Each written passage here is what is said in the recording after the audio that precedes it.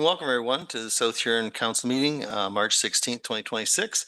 It's 6:13 p.m. and there's item number 10.3.5 is an amendment to the budget under staff report.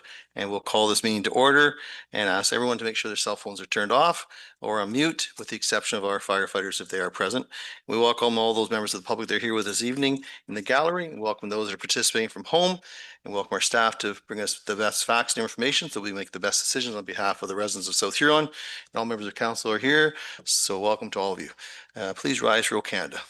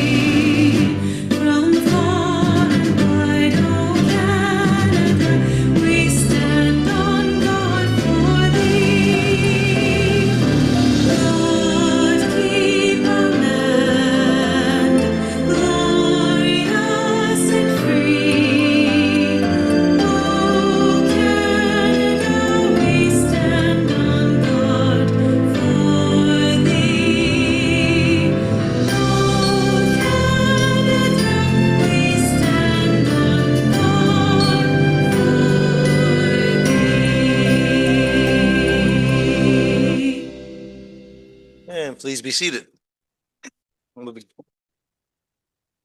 We'll begin our meeting this evening with our land acknowledgement. As we gather, we are reminded that the municipality of South Huron is situated on Treaty 29 land that is steeped in rich Indigenous history and home to First Nations, Inuit, and Métis people today.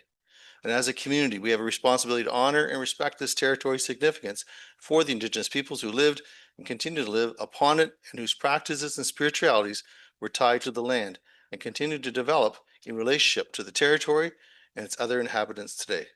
In the spirit of reconciliation and truth, we acknowledge the Anishinaabe and the Haudenosaunee peoples on whose traditional territory that we are meeting. Thank you, everyone, and we'll move on to item number 3, please. Okay. Amendment to the agenda, 10.3.5 staff report. That South Huron Council approves the agenda as amended. And a mover, please. Moved by Councillor Neeb, seconded by Deputy Mayor. Any discussion? Call the question. All in favor? That carries with 7. Thank you. Disclosure of pecuniary interest and the general nature thereof from members of council. Are there any disclosures at this time? Not seeing, we move on to number 5, presentations, which there are none, and delegations. And we welcome Ms. Cole from West Coast Active Living. Welcome, Ms. Cole, whenever you're ready.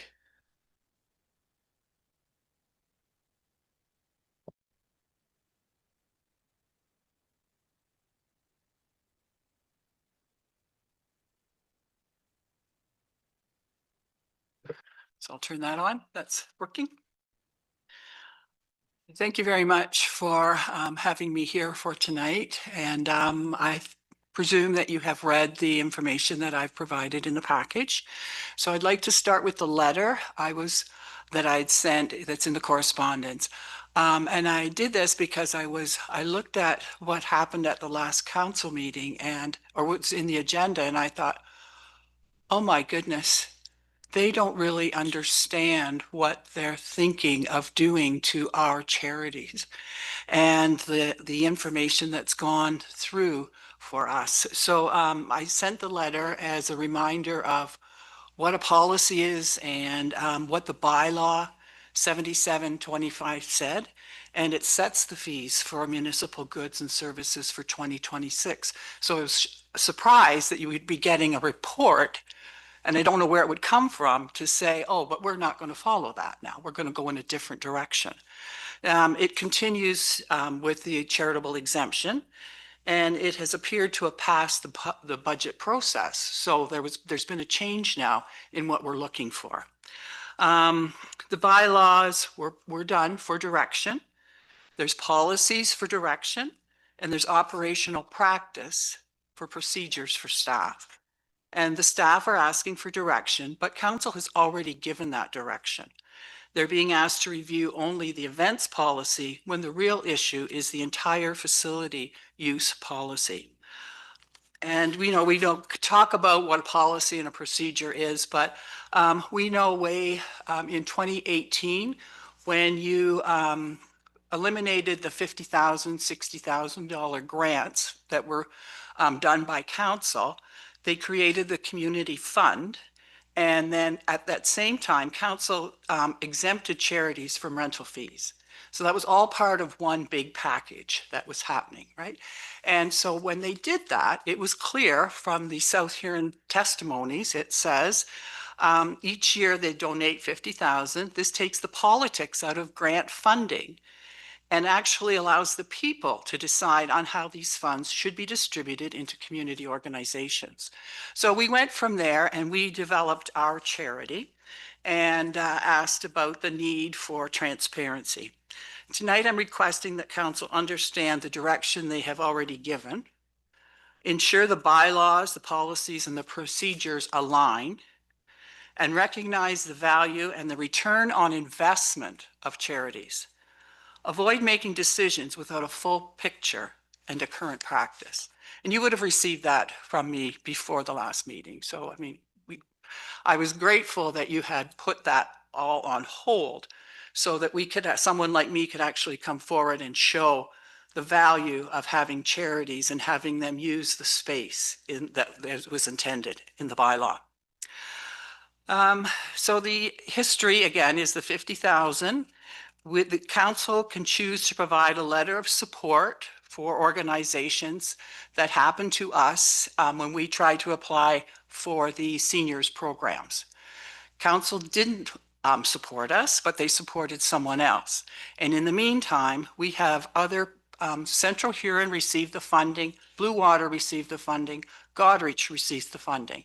Goderich is fully supported with the seniors with the senior center, and they have been now receiving $50,000 a year for 3 years, which South Huron has received nothing because their application was not eligible. The charitable purposes, we went ahead and did that, and you'll notice why we do and what we do, and we can only support what our charity suggests, okay? So we'll go on to the hosted events in 2025, which seemed to be financially a concern from the report, that there was a lot of money spent on events that didn't fit into the Gala Corporation. So Family Day in 2025, you can see all of the events that took place. We were able to do, the Lions partnered with us, and the proceeds from that event went to the Exeter Food Bank. So you gave up the rental costs, but who benefited the most from that day? And it was the Exeter Food Bank in that case. The Volunteer Appreciation Day we started last year. It costs $4 or 4 hours of time of the rec center for that event, and we used the kitchen. That was participation from the Lions, the municipality, South Perth, Jessica's House, the choir, the Dove's Nest, and them. So we know that all our local nonprofits and charitable organizations work so hard taking care of our residents that need the most in South Huron. You've committed to supporting volunteers. Priority number 5 in your strategic plan reports the objective is for volunteer recognition event. The deliverable on the South Huron priorities is the event was held.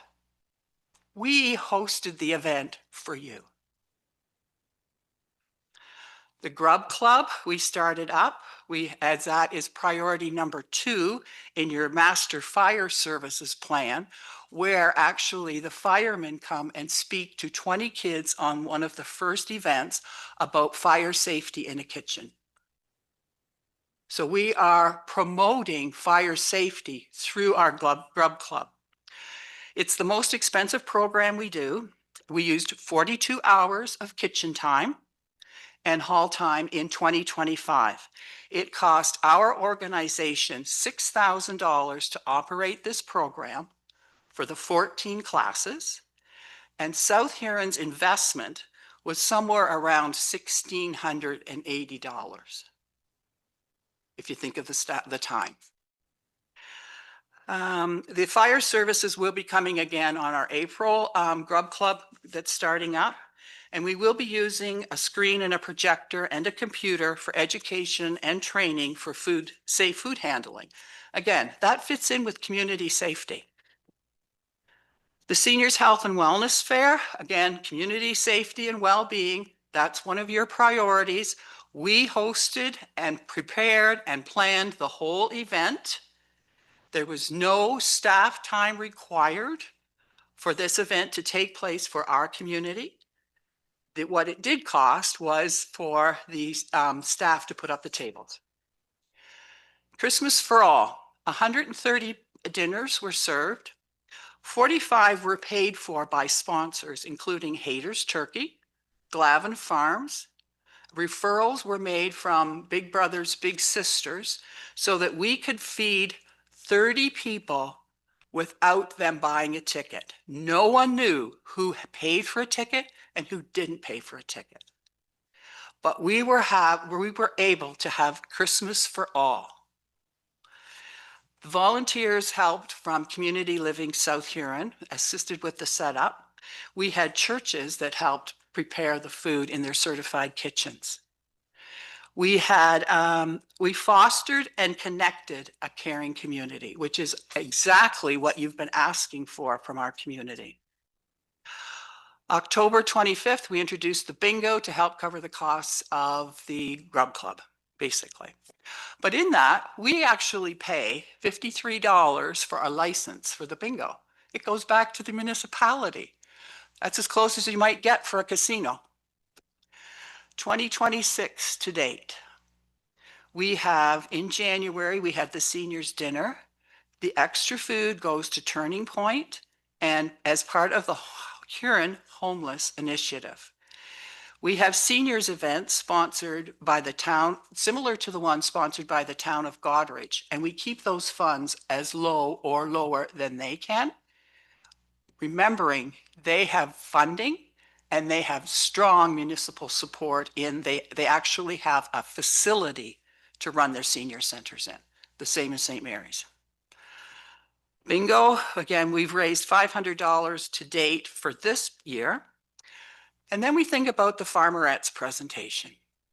And we think about how we hosted the event for Council's Hometown Hero. And we partnered with the South Huron High School to bring 50 students to the production. We, as a charity, provided the IT supports. We had support for that from the Legion, but our organization actually spent $450 to fund that. The rest of it was that $20 that people got, it went directly to the Farmerettes. We're grateful that council waived the new $150 for the stage. Several times we were asked if we wanted to take the pickleball time so that we could put the stage up or down. We said, no, we're not taking away from pickleball. That has never been our intention, to not accommodate other organizations. And we've always worked with staff to accommodate the private rentals. For example, the blood donor clinic in March, we moved our dining time to Friday. Lisa Thompson attended the event, and she stood up and said, and how can we help you? We Lend a Hand thanked us for presenting for them. Mayor Finch was present and recognized as being present. The community members present at that event helped stack the chairs. The Lions always help stack and put away the chairs. Now, I know that's a different process than other halls that the staff take these chairs up and down, but we try very hard to help the staff so that we wash the tables off. We look after that facility if it's our own. Family Day. I don't know if any of you attended Family Day this year, but we are the enablers that enable all of these other organizations to come together to help have a fun day for everyone.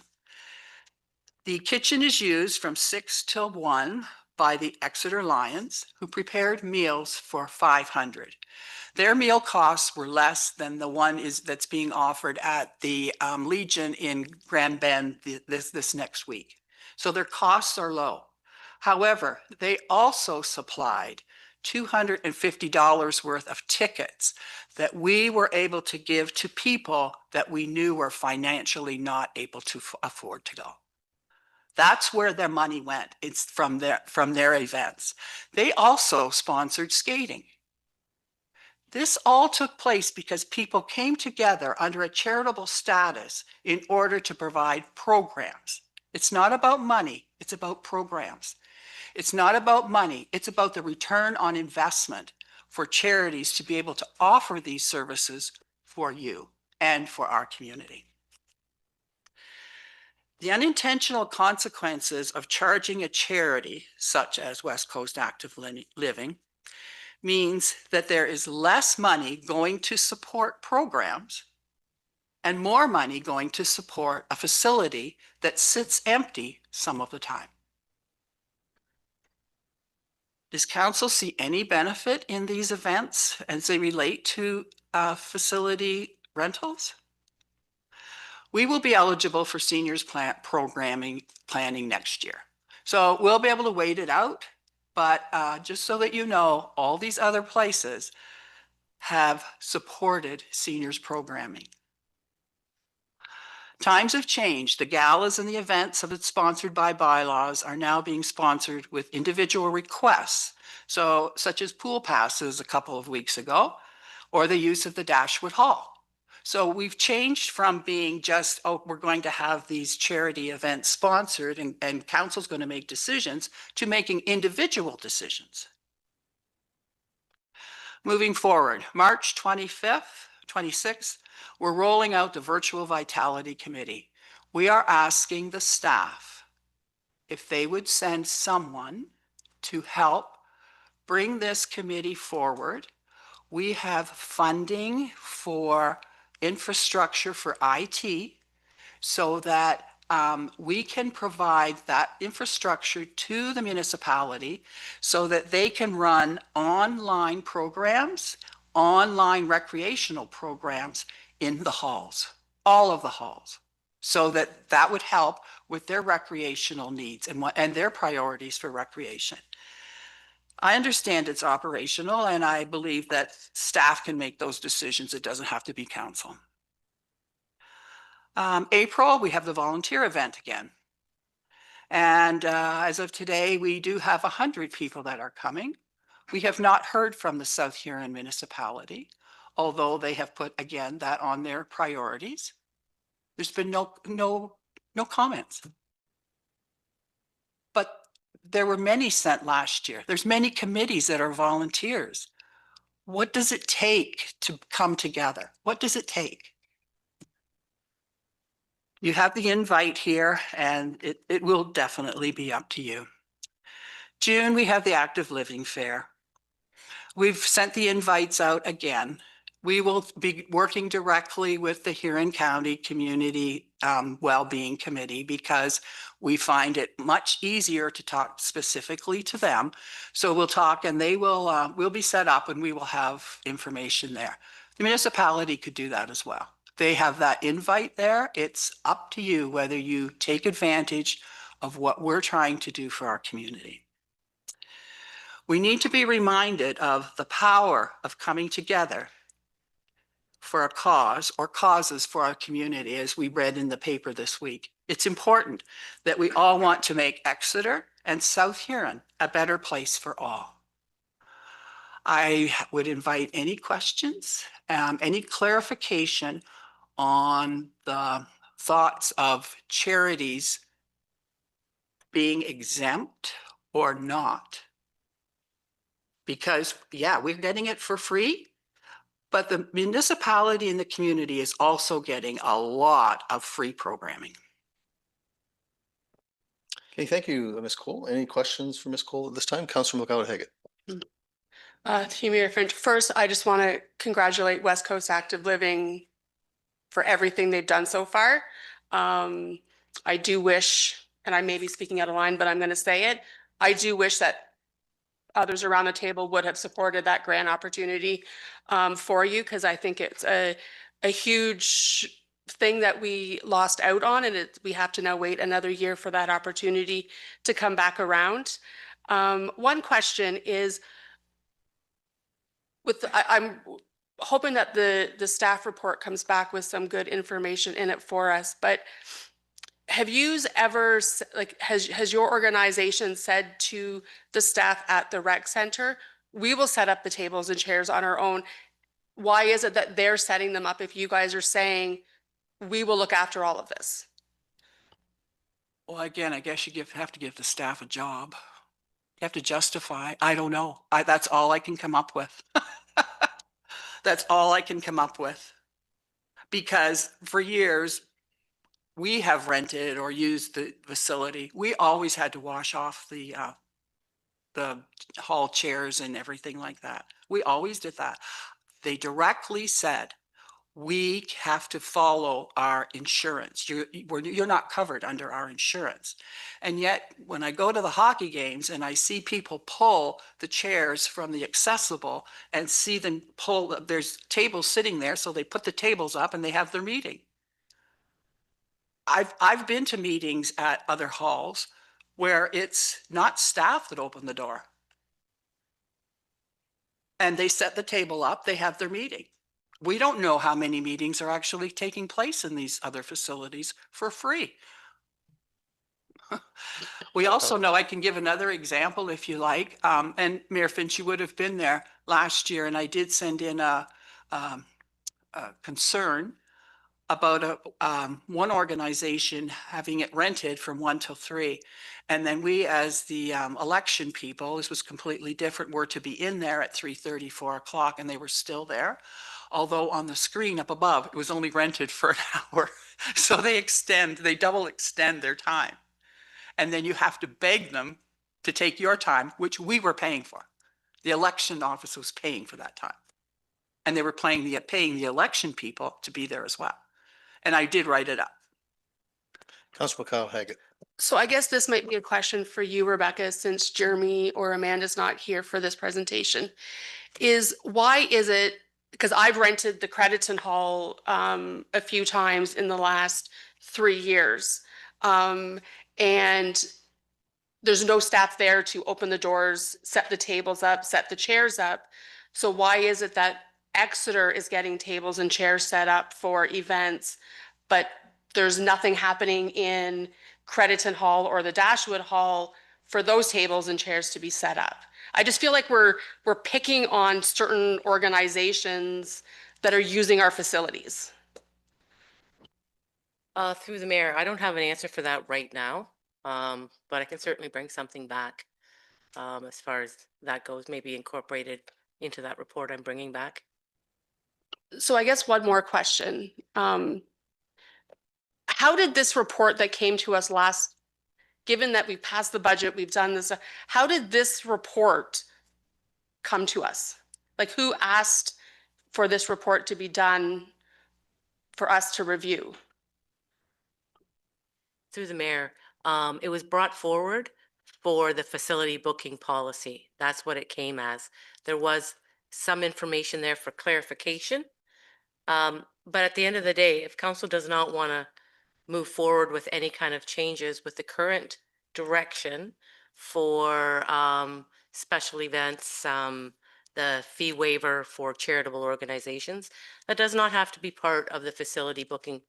But to Ms. Cole's comment about, is there different rules for different organizations? That's what the facility booking policy is being brought forward to try to standardize everything. And that was the whole point of that. And there is a whole lot of scheduling, when you're renting, how long's the rental, just to clarify all of that. That was the reason that was brought forward, because of complaints or because of feedback we received from a staff level. Councillor Neeb and then Councillor Oak, please. Yep. Thank you, Mayor Finch, and thank you, Ms. Cole, for your presentation. I think it's awesome that we have a number of charitable organizations and nonprofit organizations within the municipalities all doing great work, but also West Coast Active Living. Again, I think there's maybe a misunderstanding about the report that was provided to council, because it does lay out very clearly why this report was coming forward. And I can just quote directly from the report: a facility booking policy will provide operational consistency by standardizing processes and defining expectations while supporting liability management and reducing day-to-day operational conflicts. So as a board, as the council of the municipality of South Huron, it is our responsibility to set governance and set rules behind usage. And the report also does mention that there has been conflicts. So having some sort of policy will ensure that not just one group or a paying group, but that all groups in the municipality can have equitable access to a facility that's paid for by our taxpayers. So this, in my mind, was not targeting any specific group. This is targeting all of our groups so that we can provide the best service possible. Councillor Oak. Thank you, Mayor. Thank you, Maureen, for your presentation. Just a question on the volunteer appreciation that's coming up. In your communication here, you've got $10 per person. Now, is that for their certificate, and then there's additional costs for because last year there was like a $15 fee for meal cost and stuff. So I'm just wanted to clarify the request as far as that number. So the $10, we felt that it was more than we needed for the cost of the food. We want to put on nice food. We're going to discuss whether we're going to have a bar or not, because they thought that that was nice, but it was very expensive to have the bar. But we are going to look at, we don't think we need to have $10, more than $10 to be able to have a nice volunteer appreciation day. Yeah. And we're going to work with them to see whether they want to have certificates or not. But again, we need to have these numbers and these people's names in order to do that. And I certainly do feel that you should be including all of your committees. Like, there weren't a lot of people from South Huron there last time to mark off that we did do an event policy. Can I just address something that Councillor Neeb said about they weren't picking on anyone, but I thought when we were having the discussions about the stage, it was clear that the comment was made, but they're getting it for free. So I did feel, do you remember that? No? Okay. Well, I personally did, right? So I think that was kind of hard. It was hard for us to take this whole stage thing and try and create it as a thing. And then when we asked for it, it was like, oh no, we're not going to go beyond the one day, because after all, they're getting it for free. Okay, thank you. Councillor McLeod-Haggard, did you have something? Or Councillor Vaughan, go ahead, please. Yes, I did. Thank you. Thank you very much, Ms. Cole, for your presentation.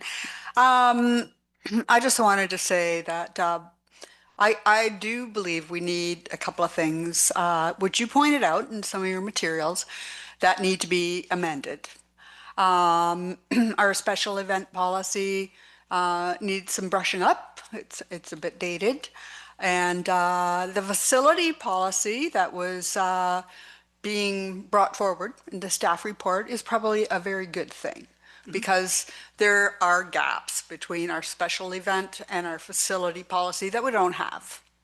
However, the intent of when we did all those things back in 2019, and with the grants and with allowing registered charities free access to our premises, in the special events policy, it was stated that we were doing that because these organizations that participated in special events actually contributed greatly to the enjoyment and the betterment of the community and the businesses. So I don't think that the intent in that report last week or last council was intended for us to move away from that at all. I really appreciate what you have done as a recap for everything that has been going on in the past since West Coast was created. And you asked the question, do we value it? And I think we do, very much. And I just wanted to make sure that you understood that from our council. Thank you for that. Through the chair, I do understand that, but when we look back on the records and the comments made on Facebook, we'll say, about the Lions dinner, or about the Lions breakfast, or about the Kirkton Woodham programs, or about someplace opening up a pub or whatever it is, or that there's going to be someone doing a splash.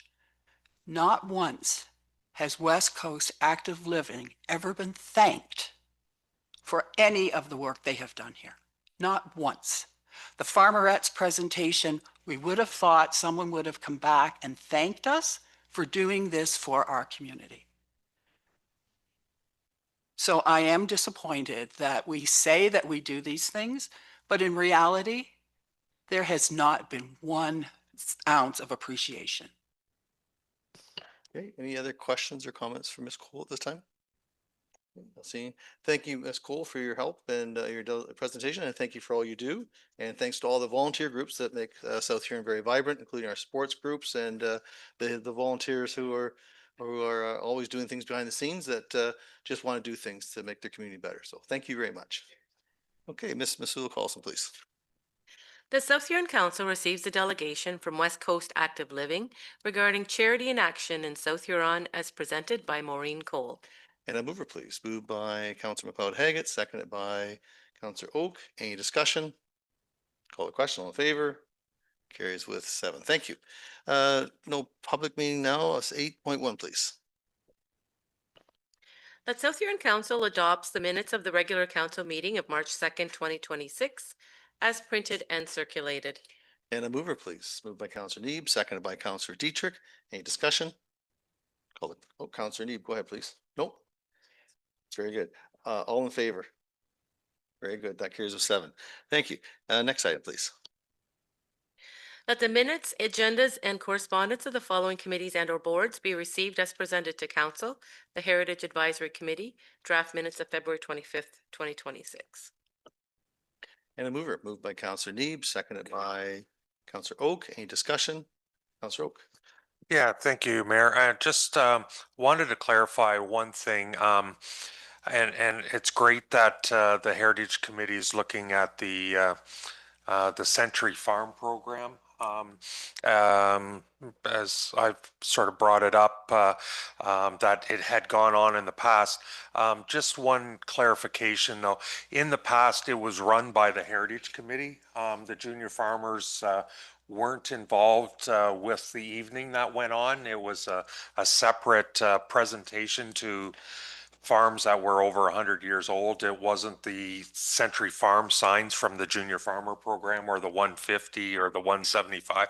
It was actually run by the actual committee that night to have a celebration of the Century properties and new Century Farm properties in the municipality. So just wanted to clarify that that night it was run by the Heritage Committee and not the Junior Farmers Association. And that was in probably 2014 or 2015, the last one occurred. Councillor Neeb, comment. Yep, thank you through the chair. Actually, I've been in contact with Joanne Bowen as well about the research that had been done by the Heritage Foundation. And I just wanted to make that distinction. There's the foundation, but there was also the advisory committee, and they conducted research on behalf of property owners. With the Century Farm project, you actually have to provide proof of that the property has been in your family. And so the committee itself took the idea of inviting the junior farmers to explain the project, to explain how about property owner can go about doing that research. There's only so much our committee can do in terms of researching all of these properties. And again, property owners need to be interested. So we looked at this event as a way of seeing how much interest there is out in the public, inviting those members of the public to an event. We also have a representative from the Ontario Barn Preservation Society coming to do a talk too about different barns. And so we're looking at this as a stepping stone to eventually doing some sort of event. But again, it's highly, we need interest from the public before we can go about, first of all, gauging how many property owners. So, but there are, and I have reached out to Joanne Bowen as well. He used to sit on the Heritage Advisory Committee and the foundation to get some of those names so we can start the ball rolling. And again, we thought it'd be neat if we actually did the barn preservation event at the barn. It took us a while to come up with that one, but the event in the minutes is stated as being April 13th, but just due to a scheduling conflict, it's been moved to April the 20th. So I just wanted to make sure that that was communicated to members of the public, and to council. It'll probably be in the evening, I would assume around 6 or 7 p.m. And yeah, so I'll once we have a few more details and we're able to put some a press release together, I'll make sure that's sent out to council. Great, thank you for that information. Any other comments? Councilor McLeod-Haggett. Through you, I think April 20th, there's a council meeting. Looks like we'll be attending afterwards, right?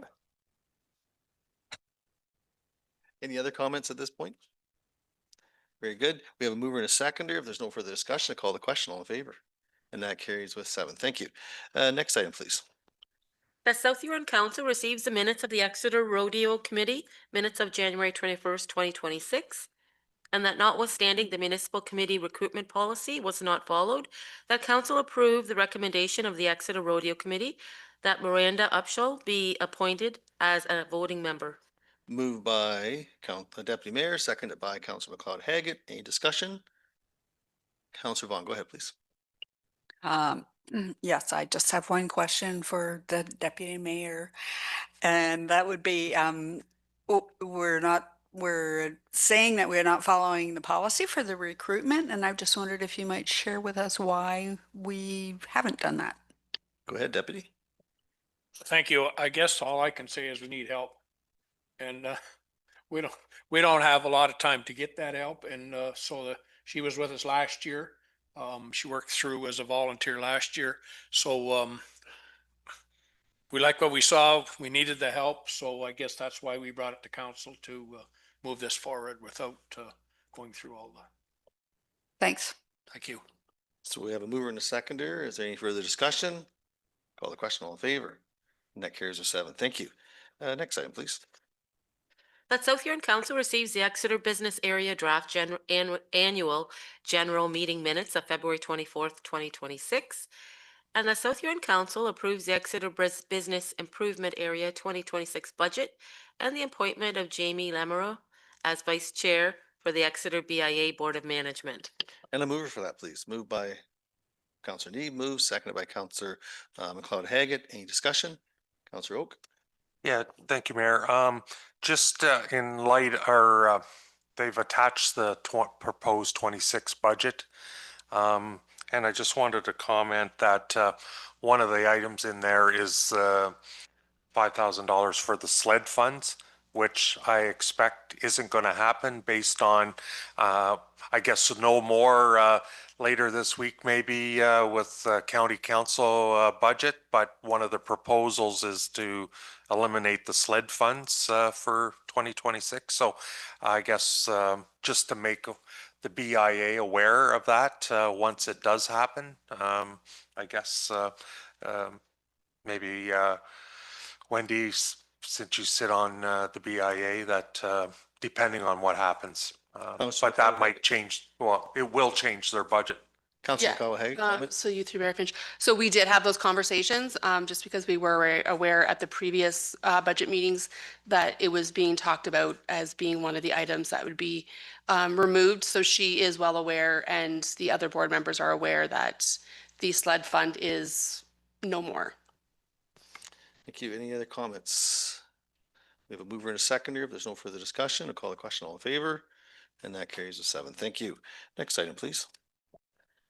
The South Huron Council received staff report BPS 06-2026, the 2025 annual building financial report, and the council authorized a one-time transfer from the Building Capital Reserve Fund in the amount of $90,953.77 to cover the shortfall in the Building Revenue Stabilization Reserve Fund for the 2025 Building Department year-end deficit. And a mover for that, please. Moved by Councillor Dietrich, second by Councillor Neeb, sorry. Any discussion? Councillor McLeod-Haggett, please. Yeah, through you, Mayor Finch. So I'm not sure if Julia's on or not. I think I saw her. I'm not sure if she's still there now. Just given the continued deficit and depletion of the revenue, what options are staff considering to ensure that the building department remains financially sustainable going forward, given the deficits that are going through? Okay, who would like to take that? Mr. Rolfe, would you like to take that? Yes, I can take that. Through you, your worship. Sorry. Through you, Mayor Finch. Yeah, so a lot of the pull from the reserves as a stabilization is due to that new accounting process we have to do, the way we recognize our fees. So the anticipation is that next year we'll be recognizing more of the 2024, 2025 fees, and our recognized revenues will be up. So it's anticipated that we will not be drawing this much next year. Okay, thank you. Any other questions? Okay, we have a mover and a seconder. If there's no further discussion, call the question. All in favor? Carries with 7. Thank you. Next item, please. The South Huron Council received staff report TSD 04-2026, tender results for replacement of B-line structure number 1098. And the South Huron Council accept the tender from the lowest qualified bidder, Vanderberg Construction Inc., and authorize award of a contract for the replacement of B-line structure number 1098 in the amount of $524,780.35, including HST.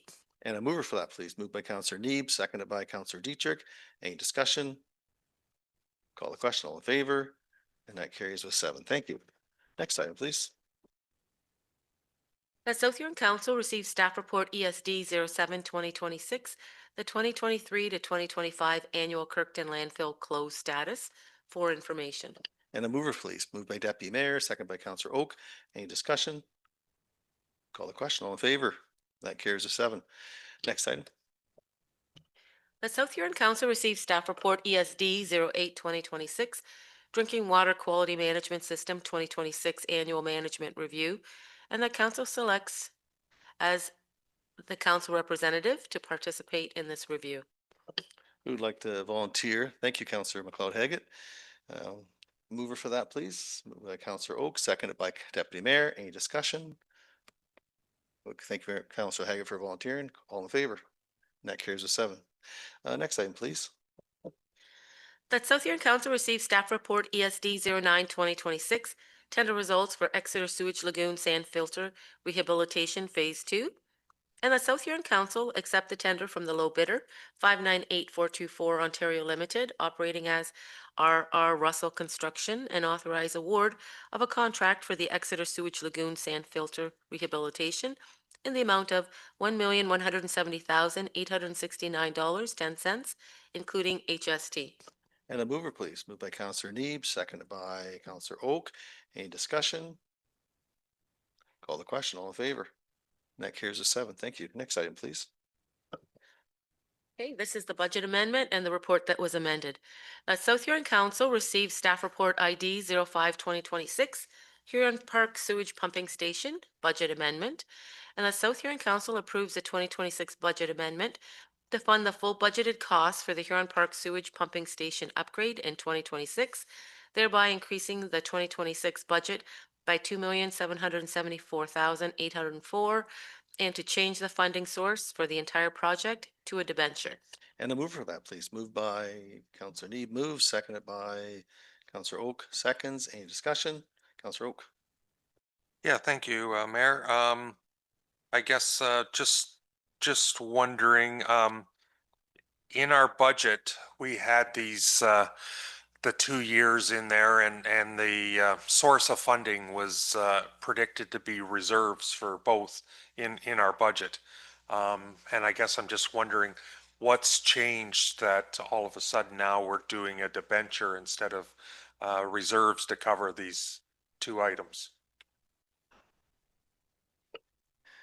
Through you, Mayor Finch. What has changed? It's all timing. So the capital budget was, and the capital budget request forms were prepared in the summer to start the budget process through the fall. So the water sewer rate study was finalized through the fall, and the two processes eventually caught up with each other. So during the rate finalizing of the rate study, they realized to achieve the roughly 5% increase, these large wastewater capital projects would have to be debentured. So those two processes, the budget and the rate study, just got a little bit out of sync. So it's originally proposed to be funded from the capital replacement reserve, but as they finalized the rate study, realized it would be too steep of an increase in the rates. So it's a large capital. The consultant then settled on, then those large capital would be debt financed. Thank you, Counselor Oak. Thank you. And just, I guess the question, if this is all debentured, where does that leave us with our debt level as far as a percentage? I'm not sure if somebody can answer that tonight. Mr. Giverson, did you want to take that? Love to, through you, Mayor Finch. I believe the treasurer is on tonight and in a much better position than I am to respond. But my understanding of this is the debt. I don't know the specifics. Julia will be able to speak to the specifics, but the debt limits were all considered as part of the rate study, and all the information was provided at that time. So this isn't anything new.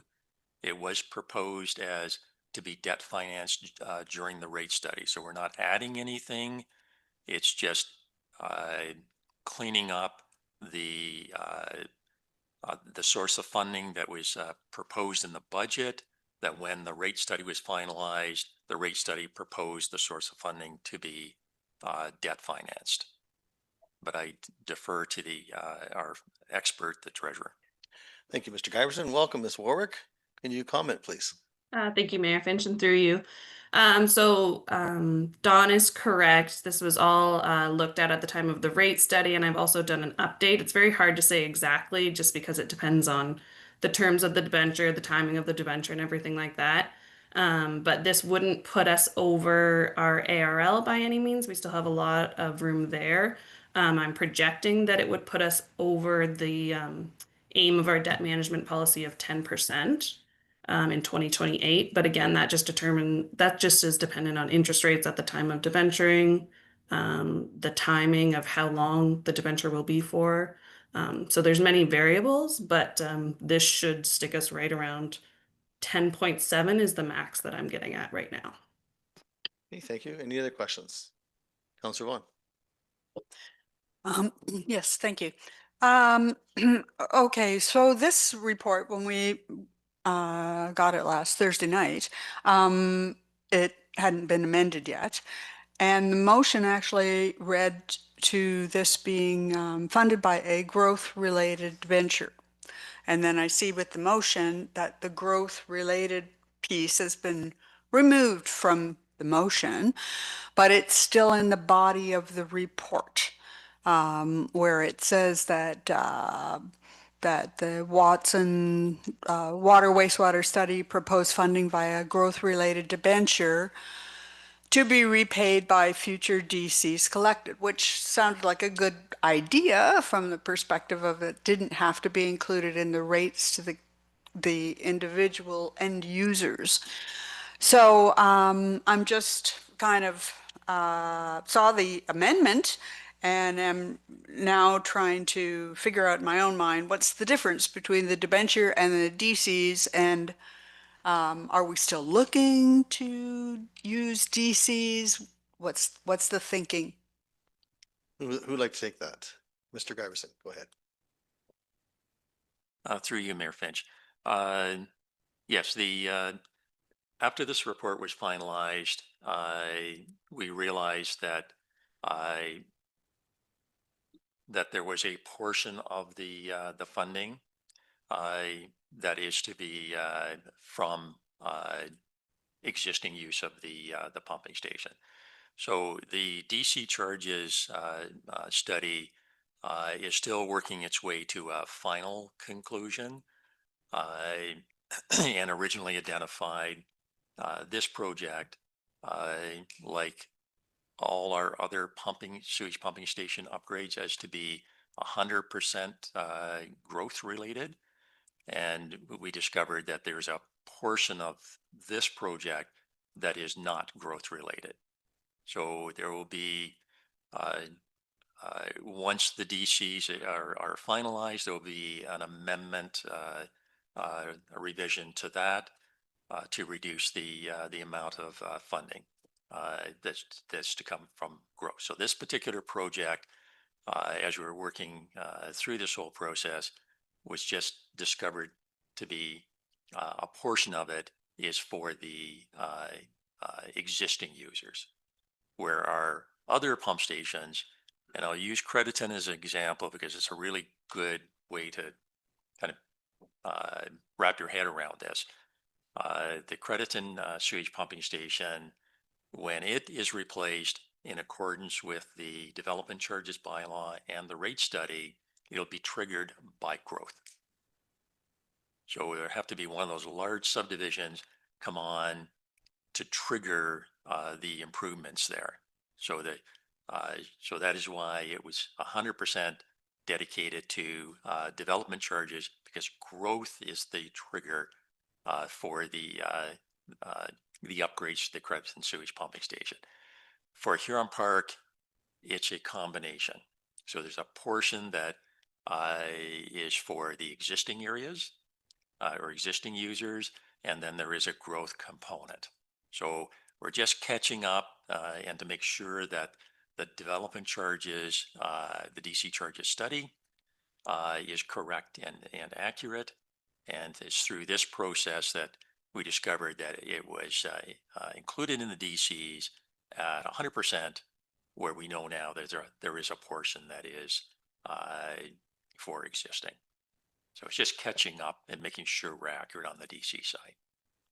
Councilor McLeod-Haggett and then Councilor Vaughn. Through you, Mayor, so just so I understand, because I'm still trying to wrap my head around how some of this stuff still works. You said that it'll be for some of the existing users. So will there be a new fee on our water utility bill for this project, or there's no existing users will be paying anything towards this? So through you, Mayor Finch.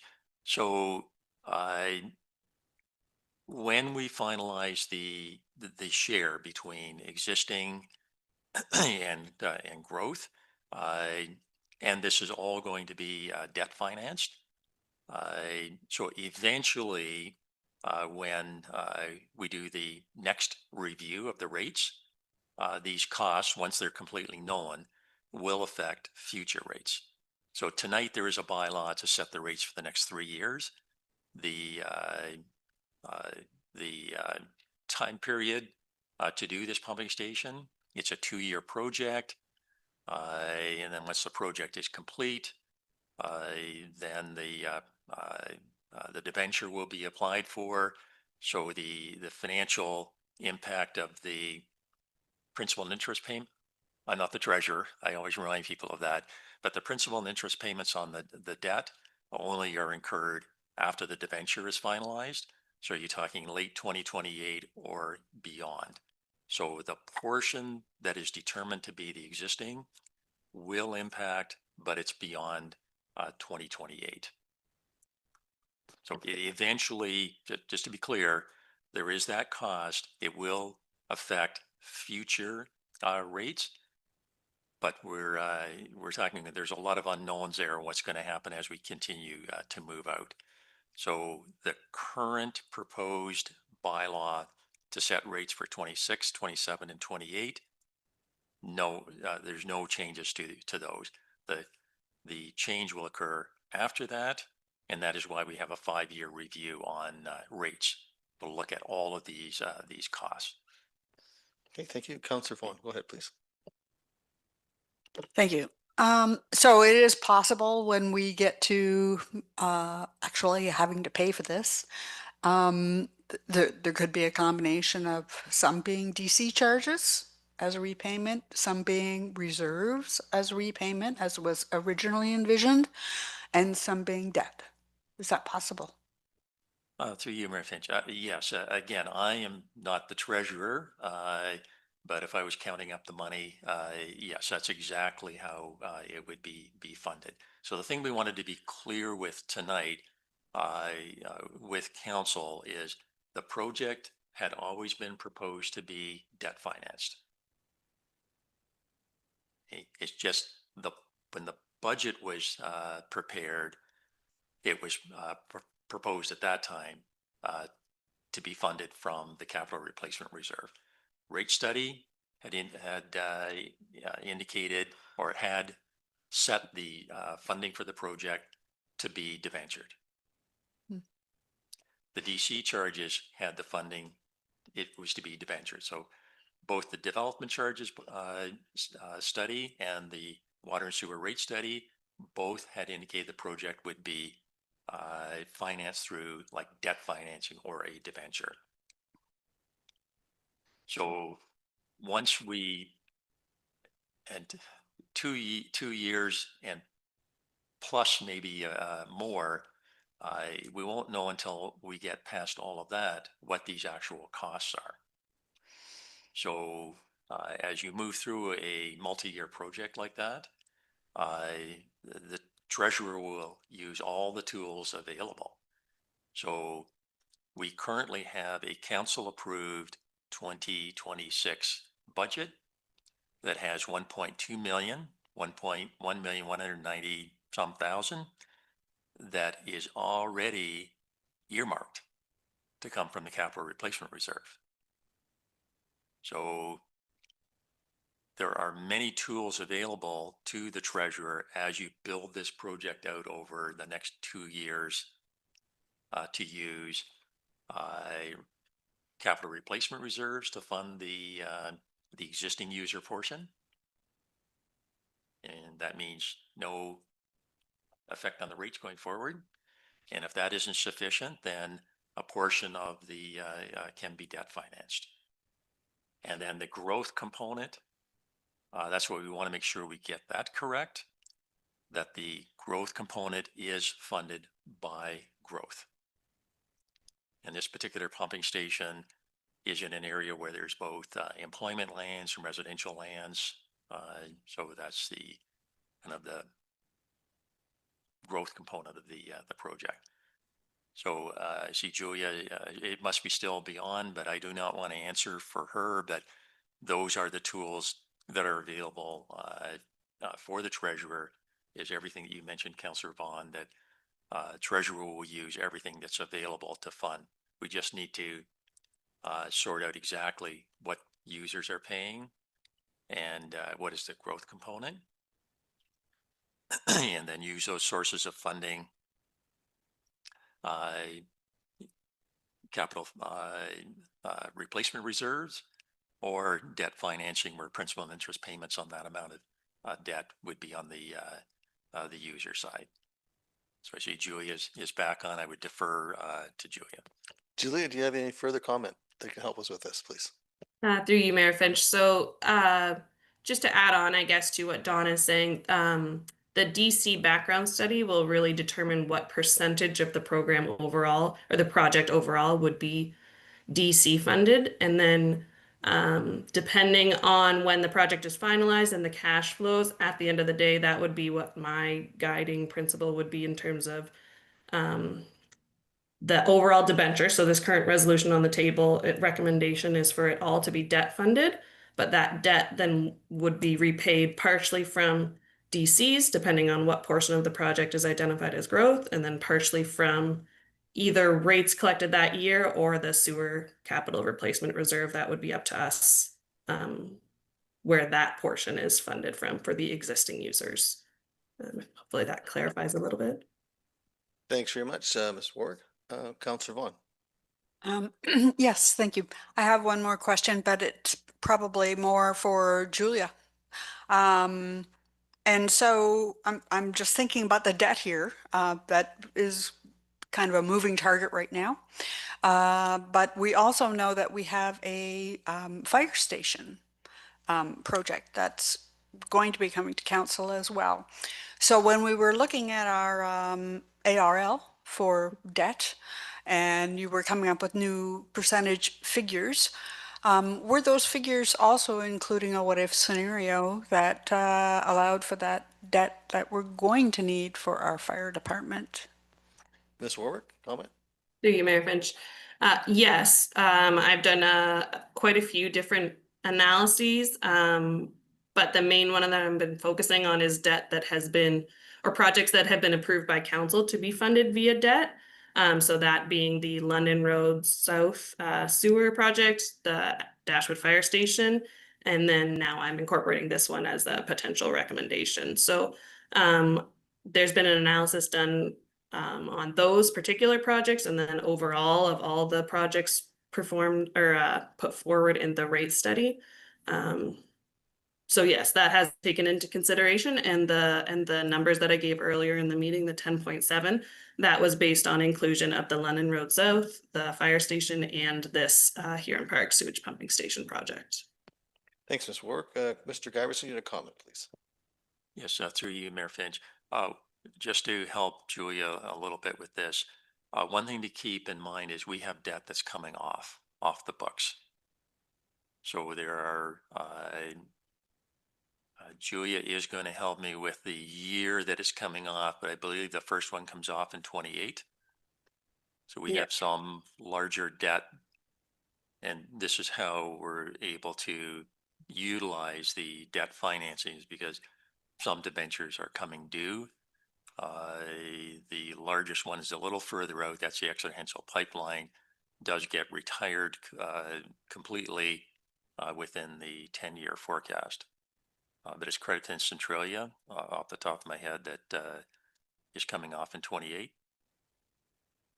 Thank you. Councillor McLeod-Haggett, go ahead, please. I may be overthinking here, but can we somehow put in this resolution that if we're going to pass it, that the capital replacement reserve funds are looked at to be included to pay for this, so the whole amount is not going for the growth related debenture? Who would like to take that? I just want to ensure that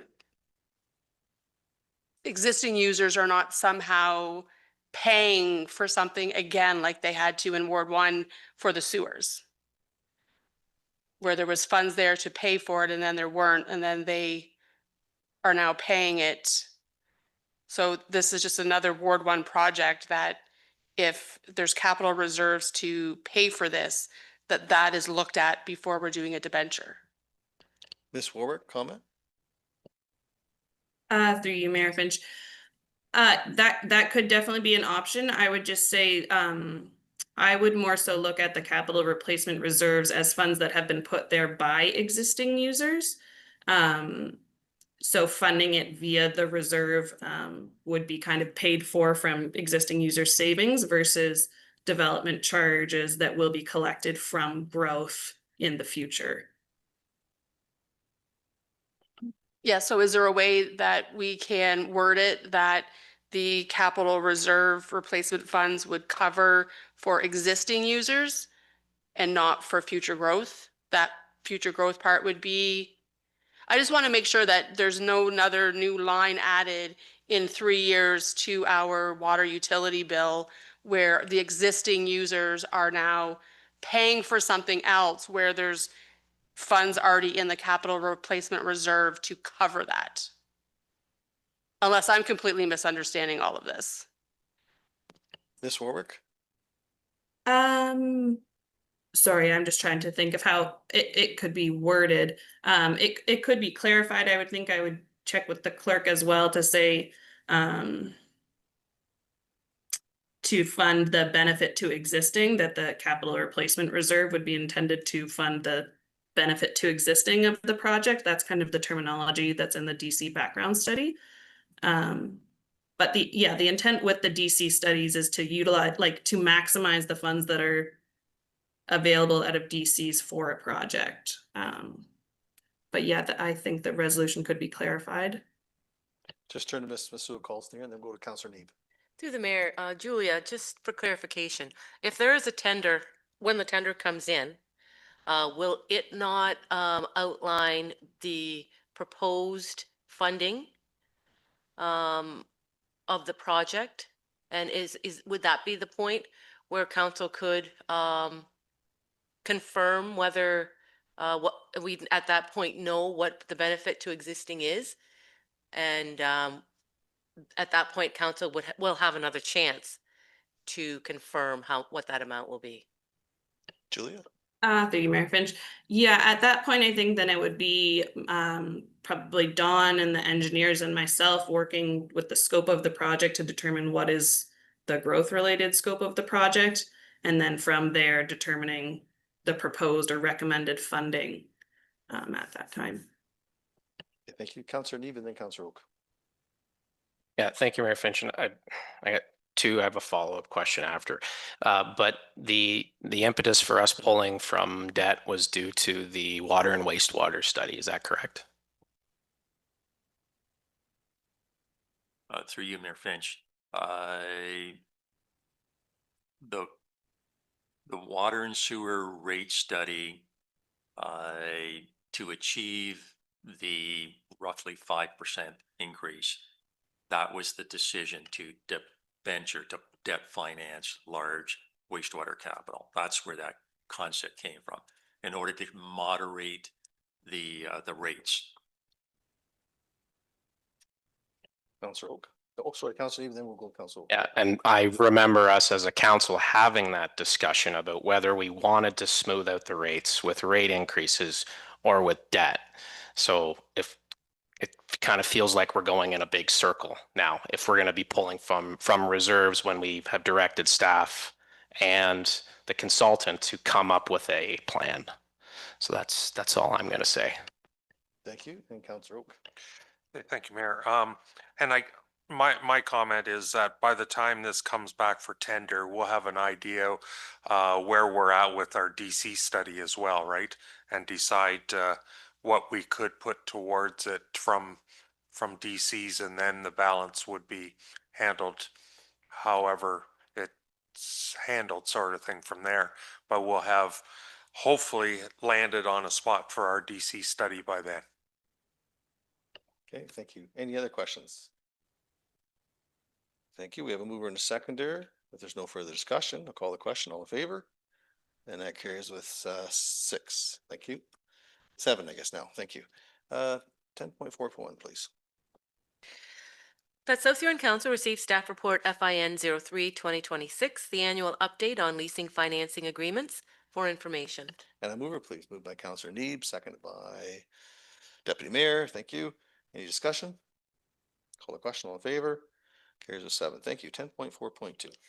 The South Huron Council received staff report FIN 04-2026, 2025 statement of remuneration and expenses for information. And a mover for that, please. Moved by Councillor Neeb, seconded by Councillor Oak. Any discussion? Call the question. All in favor? That carries with 7. 10.4.3, please. The South Huron Council received staff report CL 03-2026, deregulations of taxi cabs in South Huron, and that council approve option 1, deregulation of taxi cabs as set out in the report, and that the repealing bylaw be brought back for the required 3 readings. And a mover for that, please. Moved by Counselor Oak, seconded by Counselor Vaughn. Any discussion? Call the question. All in favor? Carries with 7. Thank you. 10.4.4. The South Huron Council received staff report CL 04-2026 Animal Control Bylaw Review, and the council approves the proposed amendments in the red line version of the bylaw in principle, and that the bylaw be brought back for the required 3 readings. And a mover for that, please. Moved by Counselor McLeod Haggett, seconded by Counselor Neeb. Any discussion? Counselor Oak. Thank you, Mayor. Just one question I have, and I guess we're looking at increasing the number of animals allowable per dwelling unit, and I guess I have a question about what a dwelling unit is, because with this proposal, we're looking at, the way I read it, going up to possibly 5 animals or up to 3 dogs in a dwelling unit, and a dwelling unit could be a 1-bedroom apartment. Not so I guess just wanting clarification that I'm reading what a dwelling unit is. So Good question. Madam Clerk. So through the chair, so we did include reference to what a dwelling unit ties to is a single room or series of rooms operated as housekeeping unit. Used or intended to be used by 1 or more persons and usually containing cooking, eating, living, sleeping, and sanitary facilities. This is per the definition under the building code. And to clarify, yes, that would mean that a single unit apartment could have 5 animals. The current bylaw provides that they could have 4. These were just proposed suggestions for council consideration based off our staff's review of neighboring bylaws. If council does not want to proceed with those amendments, that doesn't need to occur. Okay, thank you. And with intensification too, that's another consideration as well. Councilor McLeod Haggett, you had something? Yeah, just kind of to elaborate on what you were talking about, Councillor Oak, a lot of new rental agreements for places, they specifically have it in their agreement that you're signing, whether you're allowed to have animals. You have to tell them how many animals. And some of the places you have to pay a deposit on it, and they don't allow more than 1 to 2 animals in apartments. So that will help with the 5 animals potentially in a 1-bedroom apartment, because that's a lot. And so just for a question, would our bylaw supersede any other like policy that a person has a rental agreement? So if a person says I'm restricted by the rental agreement, does the bylaw supersede that? So through the chair, my understanding is your lease agreement is tied to rights under the Residential Tenancies Act. So it would be whatever the rights are to the tenant under that act. And I guess their lease agreement, but the bylaw itself, it's permitted through the zone, through the animal control bylaw. I guess that would be a discussion that would have to be taking place. Should there be a disconnect there with the lease and what's permitted here through the land tribunal? Because again, that would be landlord tenant based on what their lease and their rights under the Residential Tenancies Act are versus a municipal bylaw. Thank you. Any other comments, Councilor Oak? And just for clarification, thank you, Mayor. This bylaw review, who's driving the bus on this, or why is this coming back for a review? Who requested it? So through the chair, so council received a request for an exemption to the bylaw last year because they had 5 animals. And at that time, council did direct staff to make this a priority and bring back. Deputy. Thank you. And I'm in agreement with Councillor Oak. 3 dogs to an apartment or even a house. I'm sorry. I just, I don't think that's right. Thank you. Thank you. Any other comments? Okay, Councillor Vaughn. Yeah, I'm just gonna say I have no problem with 3 dogs in a residence, so think we're going to be split on that view. Council McLeod Haggett. So I remember when we had this report back, where they wanted the 5 cats, and I did call some of our neighboring municipalities to see where they were at with this, and I'm pretty sure that I did indicate, and I could go back in my notes and look, but a lot of municipalities around us do allow 3 dogs in a house. Councillor Oak. So just clarification, you said a house, does that mean an apartment as well? I guess there is a difference between a dwelling unit, whether it's a 1-bedroom apartment or a 3-bedroom house or 4-bedroom house sort of thing too. So like I said before, if you were to call any of the local, like, ones that are renting out apartments in even Exeter right now, there's a thing right in there where you're either not allowed to have a dog and no pets at all, or you're allowed to have pets, but you have to be very specific on what you have in there, and it has to be approved. So they would never allow an obscene amount of animals within a 1-bedroom apartment. That would just cause way too much chaos within the other tenants in the building. And I think a lot of the building owners are kind of looking at what animals there are. Like I know for, just as an example, the old Haskets that's now into apartments. My daughter has 1 dog in her unit. Her neighbor has 2 very little dogs in the unit right beside her. And Matt, you have to go to Matt and get approval before you bring your dogs into the units. They don't just let multiple animals in. You have to get approval before, and there's a fee you pay per animal in your units.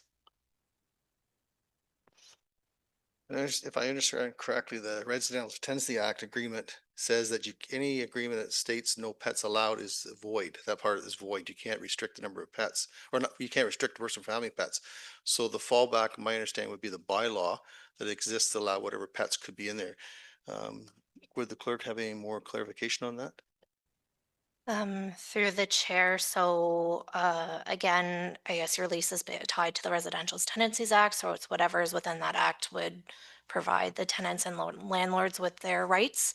But yes, the bylaw itself does provide a cap per dwelling unit. So in the event there was something within a lease that maybe was not agreeable, there is the bylaw to fall back on.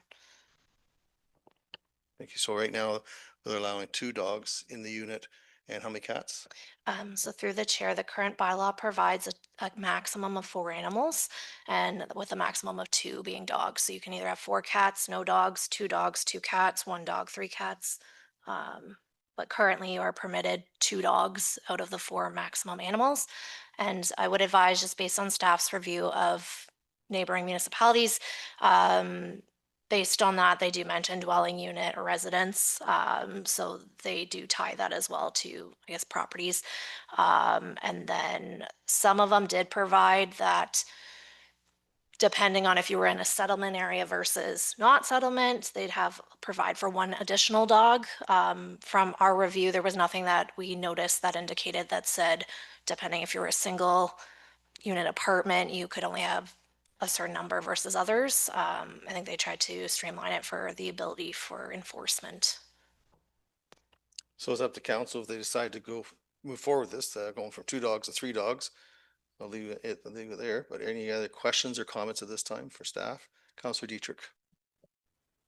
Thanks to the chair. This all sounds good, but it's a bylaw. How do you enforce it and where's the cost coming in? I have one more comment too. In my day there, if you had a dog, you were poor. If you had 2 dogs, you're real poor. So if you got 3. So through the chair, the bylaw does tie fines to same. So currently at this point in time, bylaw enforcement does deal with kind of educational at first, but there are fines tied to it. So if a concern was received and they're in excess of what the bylaw provides, the individuals could be fined for that. Okay, thank you. Any other questions at all? Okay, we're not seeing any. We have a mover and a seconder. Call the question. All in favor? Opposed? And that fails. Thank you. Next item, please.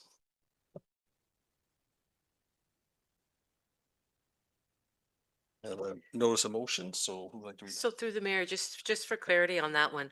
So if this fails, then the bylaw stays as is. Okay, thank you. Please do. Whereas from moved by Councillor Vaughn.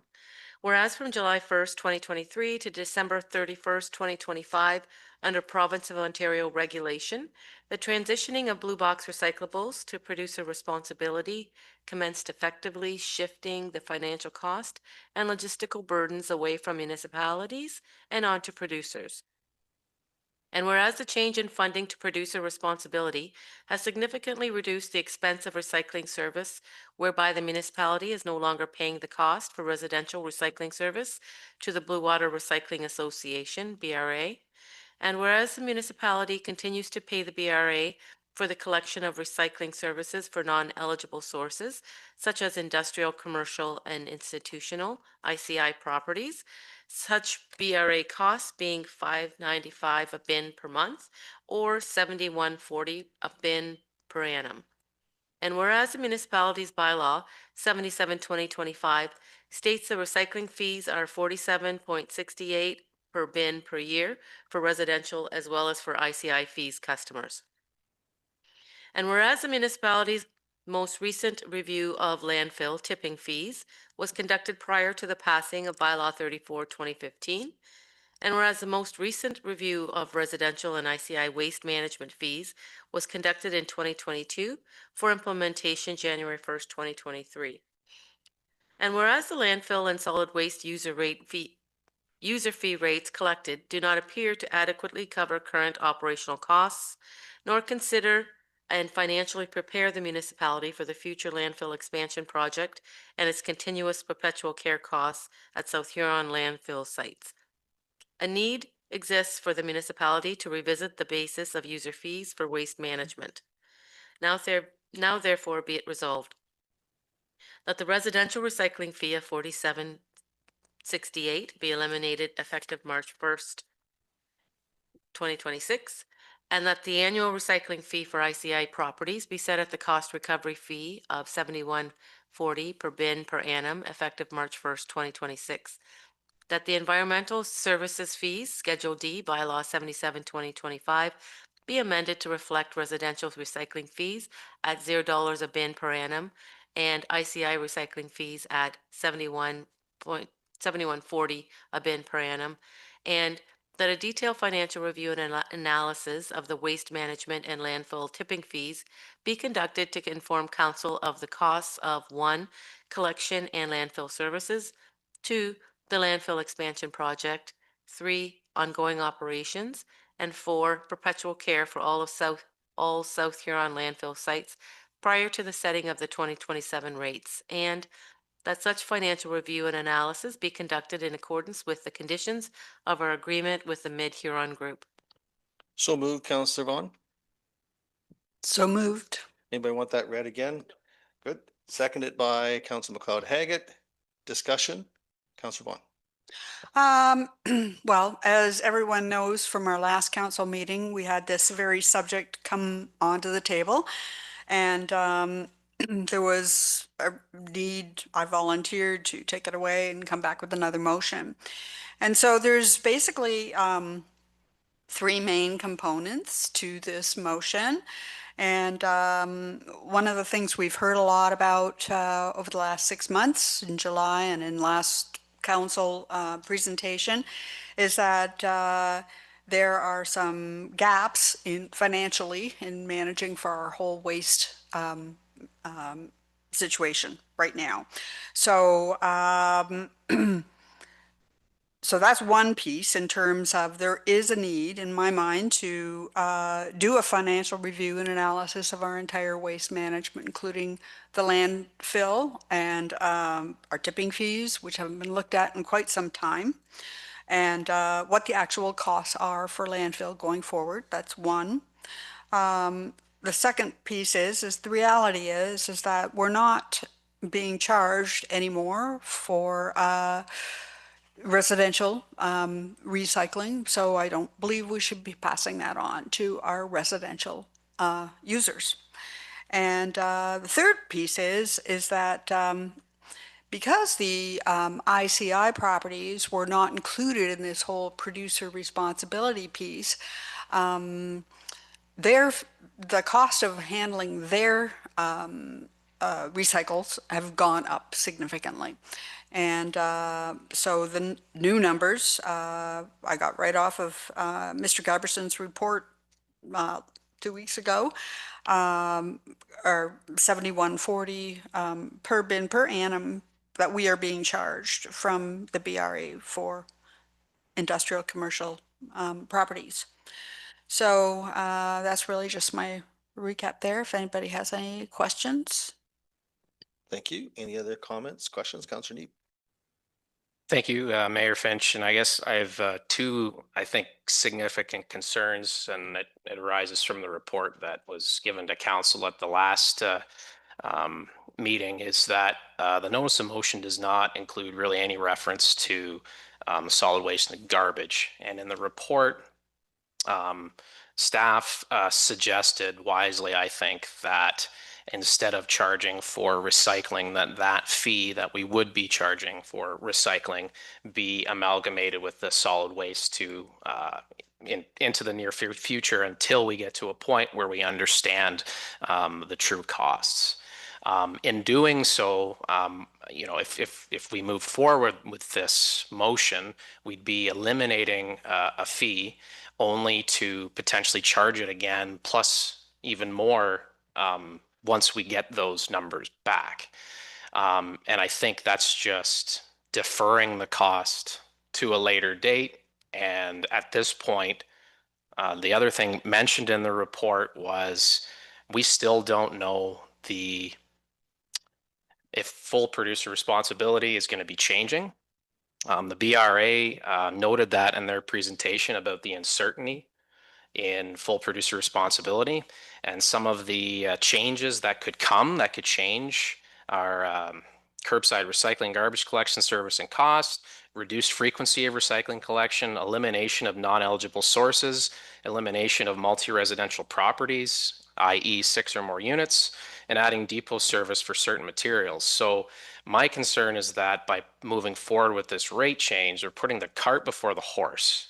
And I look at any of the other budgets and rates that we've passed in the last 8 years since I've been on council, we don't go about changing the rates without understanding all of the information, having all of the data available to council. And for our ratepayers, that could result, if we move forward with this, we could see rates changing drastically over the next 6 months to a year, because we don't understand fully what's happening right now, which is why I think staff suggested that we keep the status quo until we have a better understanding, until we have the information back about landfill services, the landfill expansion, ongoing operations, and perpetual care. And I think that needs to have a deep dive. Council should remember that a year ago we received a presentation that we pillaged our reserves. We've been subsidizing our users from the reserves. And now if we move forward with this, we're cutting back even more. And at some point, we're going to have to charge for our garbage service properly. If we don't, I think we're setting ourselves up for a big issue. So the ICI suggestion of setting those fees, I have no issue with that. But I do have an issue with totally eliminating the recycling costs. And what I would like to see is that recycling cost be put into our garbage costs as suggested in the staff report at the previous meeting. Thank you. Thank you, Councillor Neep. Councillor Oak. Thank you, Mayor. And I appreciate Councillor Neep's comments. My concern or my comment would be that I suggest that we should see a reduction, but I was thinking more of a reduction of a half and putting the other half into a reserve because someday we're going to have to replace or expand our landfill, and we need to start building up our reserves for that purpose as well. And so I don't want big swings in our rates because there could be some other surprises down the road here too. But at the token, I'd like to also give when we're not being charged for the recycling now. I think we should give some of that back to the taxpayers, sort of thing as well. But we should be trying to save some money for a rainy day. Thank you, Councillor Need. Yep, thank you, Mayor Finch. I agree with saving money for a rainy day. But again, I think, you know, if we reduce this cost, that money still needs to be recouped. And it's going to be recouped with more interest down the road.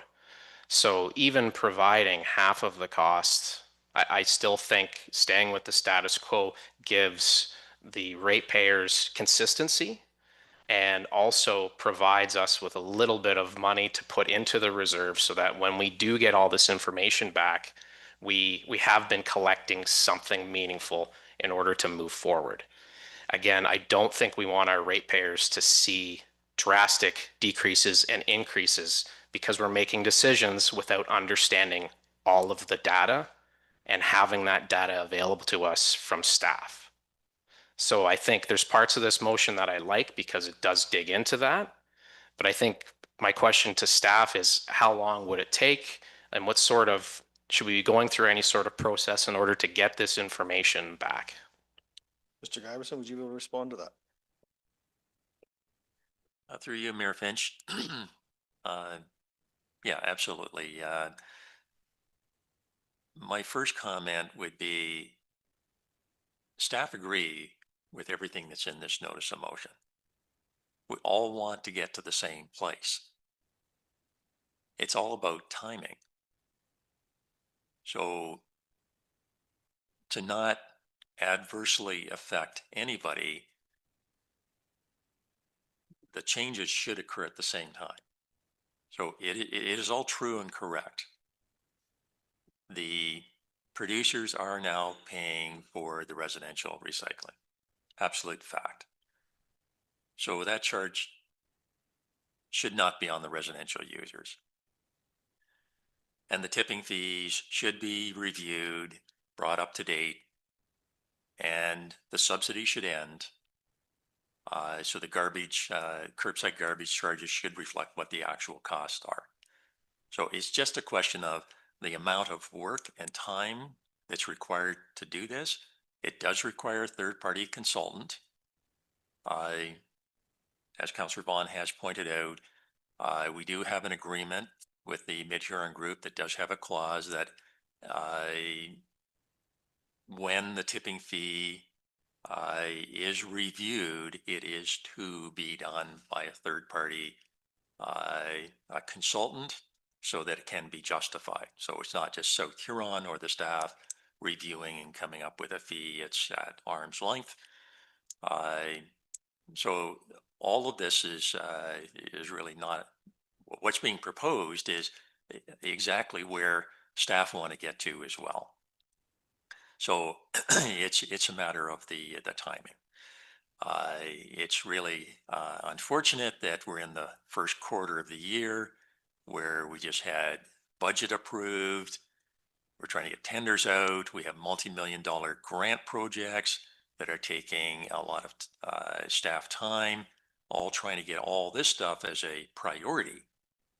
I don't think anybody who sits on council wants to put millions of dollars in grants in jeopardy while we bring this project to the top, this initiative to the top of the list, and those go down the list. So there's a lot. That's why I stress it's all about timing. So because I don't know how quickly the consultant can do this analysis and put this together, I can't answer that question as I sit here right now, how long it's going to take. But this is not an easy analysis. This isn't something you can do in 5 minutes. And to do it justice on determining the amount of the perpetual care costs or the replacement cost what has to be contributed to a reserve for the next stage of expansion. So there's a lot going on with this, and it is going to take some time to do it. The other thing I would share with council is some of the uncertainty. There was a BRA board meeting that I'm just waiting to hear what was decided. But the BRA staff have put forward to the board what the actual true cost for ICI recycling, what it actually costs. And it is significantly more than the $70.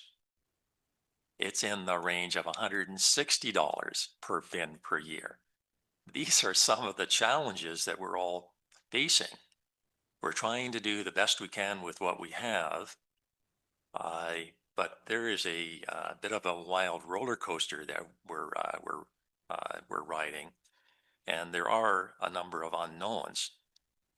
The ICI sector, which is the non-eligible recycling, the legislation is also set up that is not mandatory. So if the ICI customers, which are basically all the small commercial,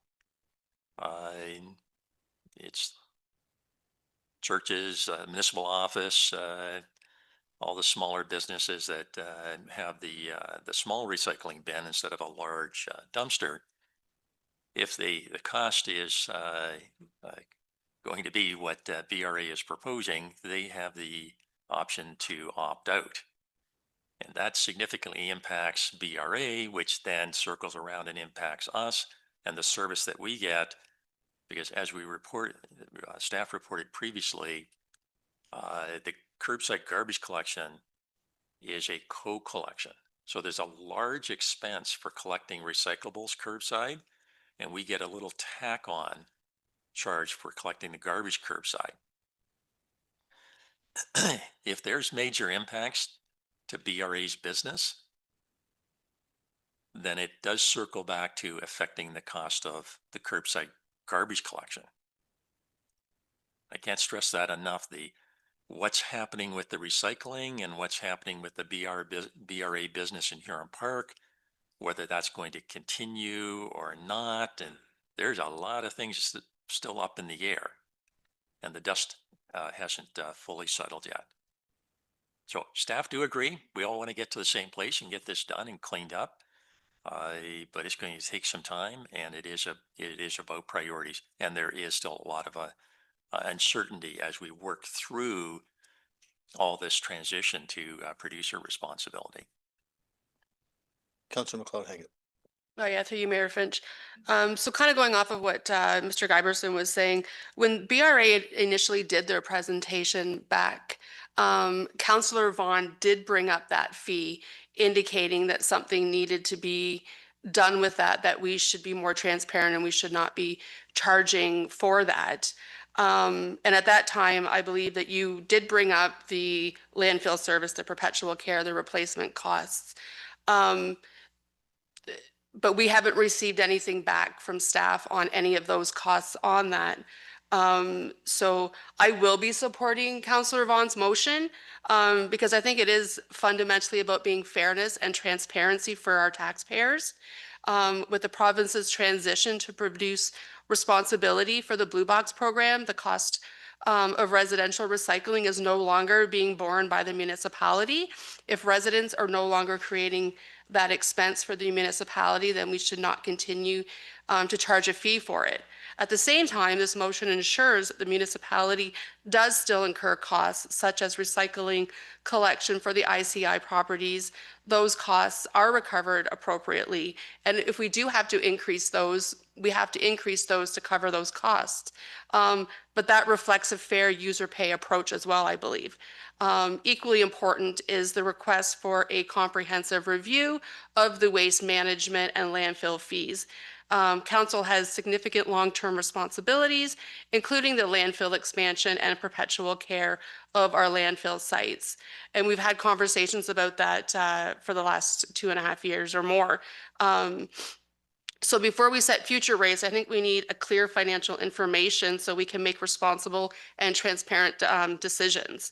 So for that reason, fairness to residents, proper cost recovery, and better financial transparency, I believe that this is reasonable and responsible step for council to take for a further review after we have a report with respect to the landfill perpetual care and replacement costs. Thank you, Councillor McLeod-Haggett. Councillor Neep. Thank you through the chair. And this is a question for staff and for council as to whether or not we have any certainty that the recycling program and the costs associated with it for residential collection will change or stay the same.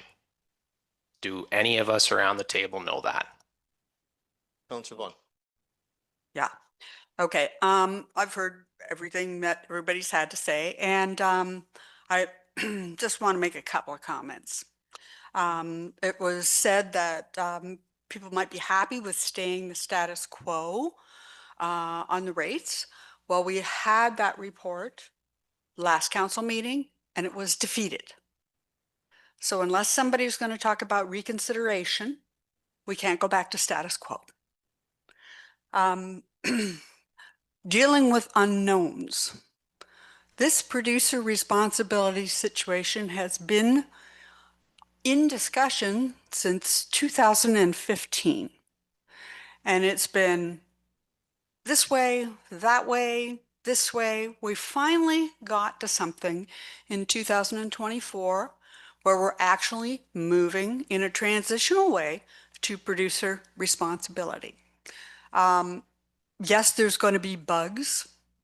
We've seen a couple of bugs with the ICI, with the last minute, the province deciding the ICIs don't count in this whole producer.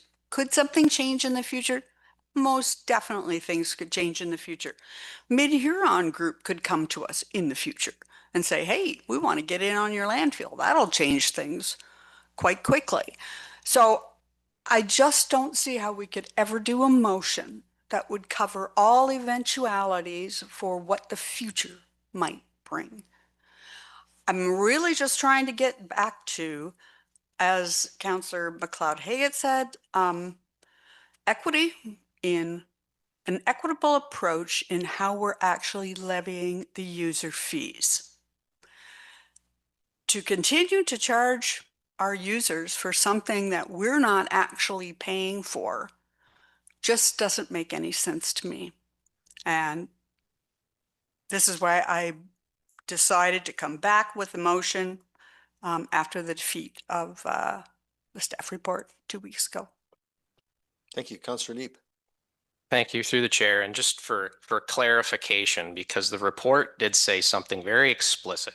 It said, based on the tonnage of garbage collected curbside in 2025 and the current landfill tipping fee, the actual cost for curbside garbage collection service is roughly equal to the current fee for recycling and garbage service combined set out in the fees and charges bylaw. So the transparency is in the fact that we could remove the recycling fee. But what the report is suggesting and what staff are suggesting is to take that fee and put it into garbage, the garbage service. And my concern is we change the rates and then all of a sudden the rates have to go up. Who's paying for that? Who's paying for that increase?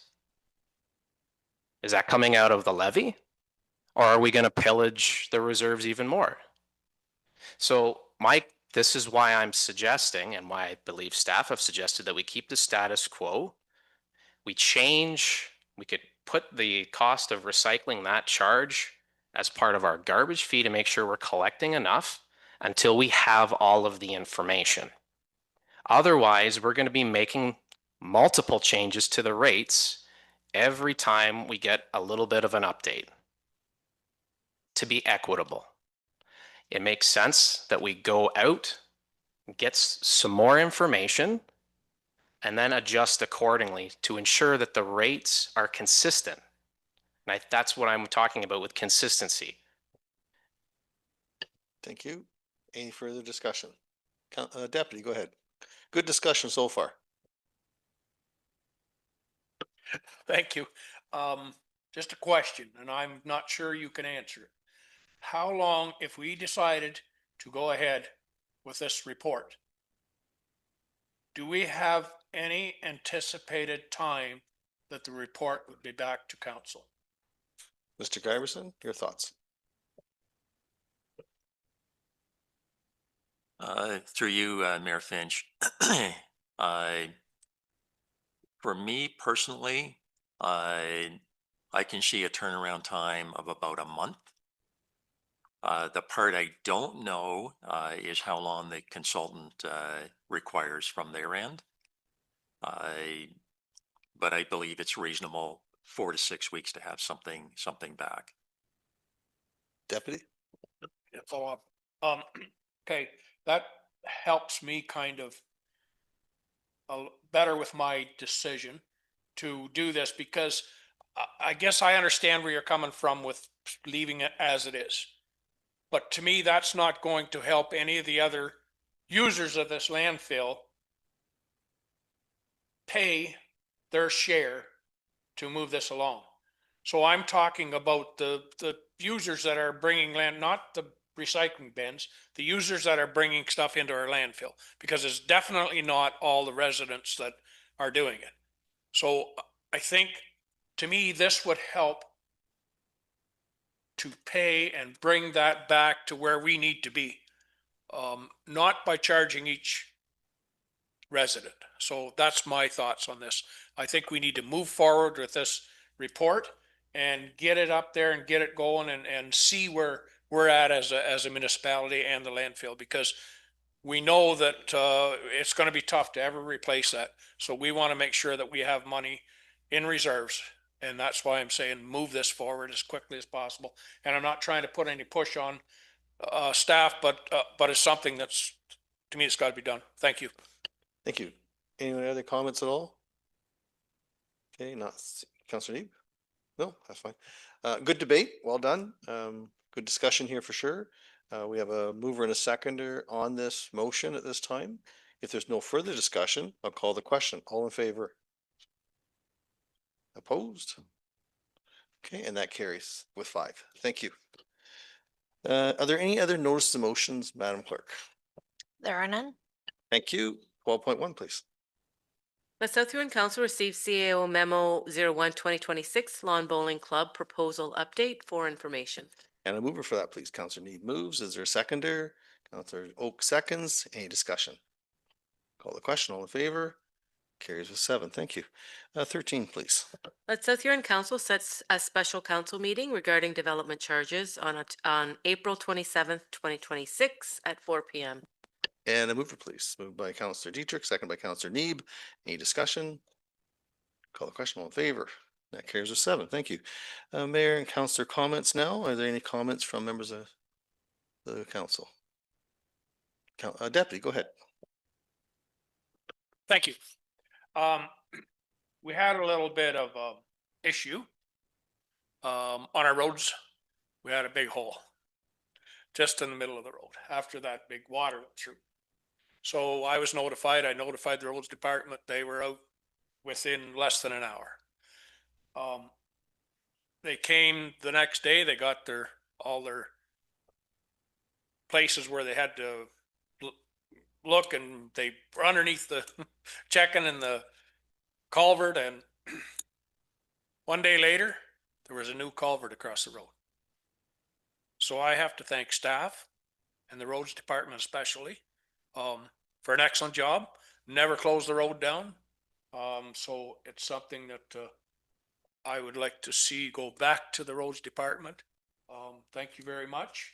And, that's my comment.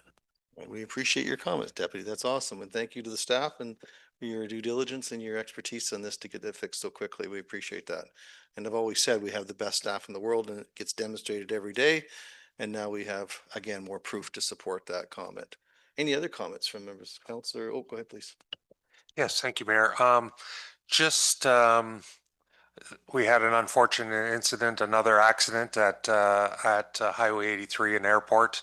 And I know that their county is still in discussions with budget on that. But I guess I've asked a couple times and I'm asking a third time about the idea of putting signs at that on our side of the intersection, reducing the speed limit to 60 going into that intersection. All other three directions going into that intersection have reduced their speed going into that intersection, and I think we need to do our share on that intersection as well. So I'll just refer to our clerk or CEO, please. Through the mayor. I can start and then Jeff maybe wants to end up, but I believe the manager has a report coming to the next council meeting and it will include a necessary bylaw from council. But Jeff, did you have anything more to add? Through the mayor, no, Rebecca covered it all. I had to meet with county staff prior to sort of finalizing for the staff report. So the intent is to come back at the next meeting with a more holistic report to close the loop there. Council. thank you. And I know on Wednesday, there's going to be a report on county council at this point that talks about the roundabouts further. So look forward to the discussion.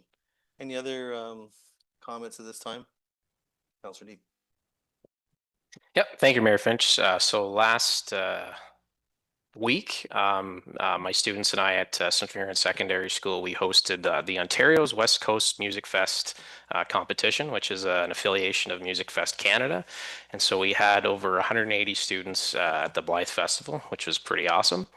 The one thing I wanted to bring up to council was that it was partially funded through the Huron County Supporting Local Youth Program grant. I had students that were coordinating with me and they had applied for this grant. So I didn't know if Jim or George or Deputy Mayor would be willing to take back thanks to council for putting that on. I know there were a number of other organizations throughout Huron County that also received that funding. Anyways, stay tuned. We're looking at doing something again next year. If you could put something in an email to me, I will bring it up at county council under councillors' comments. Perfect. Thanks. Thank you. Any other comments? Councillor McLeod-Haggett. So I'll just put a plug in for West Coast Active Living this Thursday is bingo night. So if you're not doing anything, get your bingo dabbers and head on over to the rec center. Great. Any other comments? Mayor has been up to a lot of different things. One thing with a highlight for me was I attended the South Huron High School and talked to 3 different classes, civics classes, and very engaging youth. I had about an hour and a half with each class and created an opportunity for them to role play in the position of leaders in the community, and it was very entertaining. So great bunch of kids. We're very fortunate to have our future very looking positive. Anything else before we move on? Okay, very well. We'll move on to the next item, please. Communications. Okay, 15.1, 15.2, 15.3, 15.4, 15.5, 15.6, 15.7, 15.8, 15.9, 15.10, Pull. 15.11, 15.12, 1513, Pull. 1514. Oh, Councillor. Yeah, I didn't flip my page quick enough. 15-1, could I just ask Go ahead. something right on now. that? Yeah, we'll start there. Just wondering, there's comment period right at the moment, and just wondering if municipality of South Huron is commenting or providing comments to the ongoing fact-finding mission here. Through the mayor, yes, staff are providing comments, official comments on behalf of the municipality. Yes. Thank you. 15.10, Councillor Neeb. Yep, thank you, Mayor Finch. So this was a recommendation from the Township of McNabb and Braeside about the Ontario Heritage Organization Development Grant, and asking the province to potentially update that grant number to 2026 values. So I think it'd be valuable to move that forward, especially if the Heritage Advisory Committee could potentially be looking at applying for that grant, or the Heritage Foundation as well. So I'd be willing to make a motion to support that resolution. Thank you. I'll wait for Madam Clerk to prepare that motion.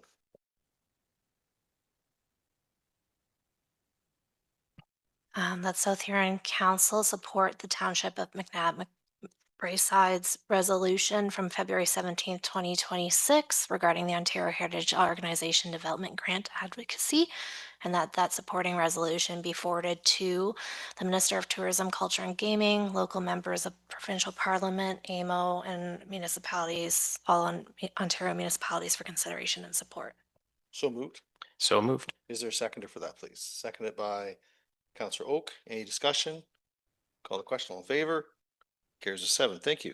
1513, Deputy. Go ahead, please. Thank you.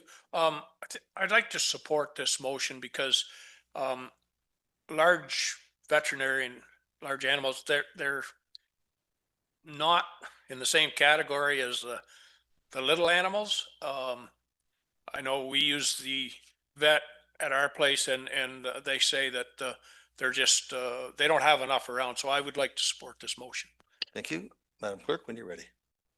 That South Huron Council support the Township of Papua New Cameron's February 24th, 2026 resolution in regards to the Ontario Veteran College expansion of enrollment capacity, and that the supporting resolution be forwarded to Ontario Ministry of Agriculture, Food and Agribusiness, Canadian Veterinary Medical Association, MPP, Thompson, Minister of Economic Development, Job Creation and Trade, as well as the Honorable MPP of Minister of Agriculture, Food and Agribusiness, as well as the Minister of Colleges, Universities, Research Excellence, Securities, AMO, and all municipalities.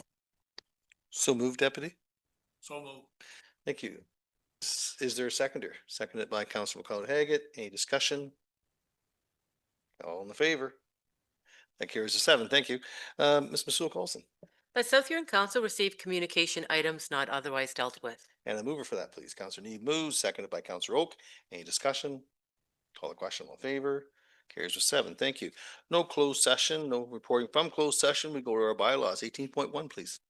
That South Huron Council gives first, second, third, and final reading to bylaw 18/2026, being a bylaw to provide for the setting of rates for water and wastewater services in the municipality of South Huron, and to repeal bylaw 66/2021.